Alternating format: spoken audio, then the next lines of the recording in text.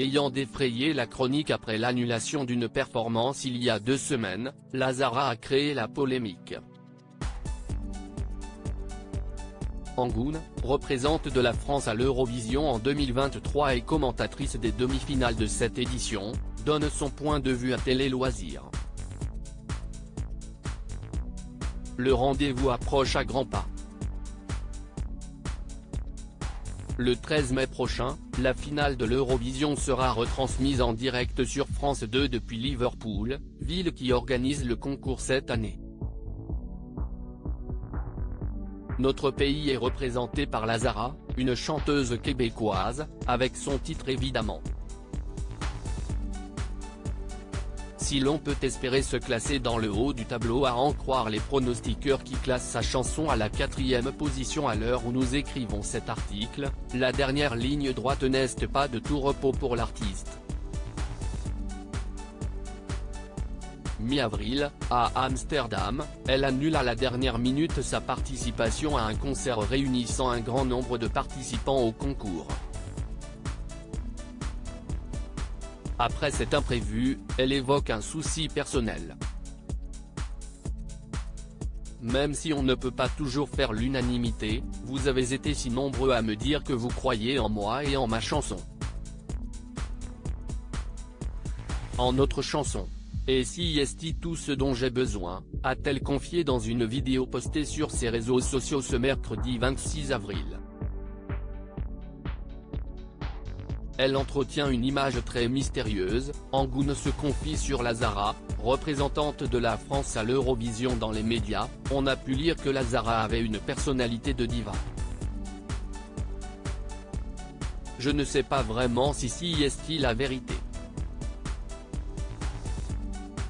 De nos jours, on doit prendre les informations comme celle-là avec des pincettes. Si est un concours tellement important, si est un peu les Jeux Olympiques de la chanson, donc le moindre geste peut devenir une affaire d'État, répond Angoune, représentante de la France à l'Eurovision en 2012 et commentatrice des 2 demi-finales du concours le mardi 9 mai et jeudi 11 mai sur Culture Box, à Télé Loisirs. Je ne connais pas personnellement la Zara, je trouve qu'elle entretient une image très mystérieuse qui me plaît vraiment. J'aime beaucoup la manière dont elle chante, dont elle s'habille. Elle est tellement particulière, elle a sa personnalité. Je peux comprendre qu'il y ait des gens à qui elle ne plaît pas, mais on ne peut pas plaire à tout le monde. Et puis il existe toujours quelqu'un qui a une dent contre nous, ajoute l'artiste. Angoune croit-elle en la victoire de la Zara avec évidemment à l'Eurovision 2023 ? Selon Angoune, y a-t-il une possibilité pour que la Zara remporte l'Eurovision ? Je pense qu'elle a ses chances. En même temps, les autres pays sont hyper forts, concède la chanteuse qui sait de quoi elle parle. Cette année, la gagnante potentielle s'appelle Lauryn et a déjà gagné le concours en 2012, année à laquelle Angoune avait participé, terminant à la 22e place.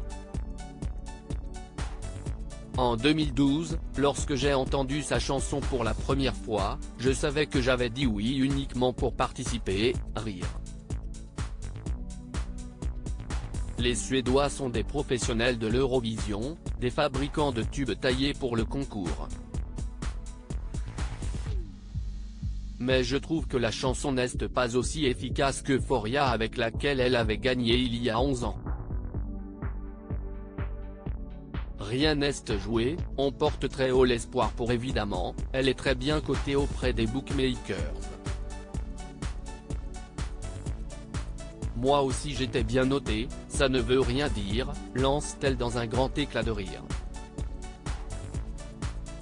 Espérons que la Zara prenne notre revanche sur la Suède. À lire aussi on ne s'est plus du tout vu, Angoune revient sur sa relation avec Florent Pagny, son mentor.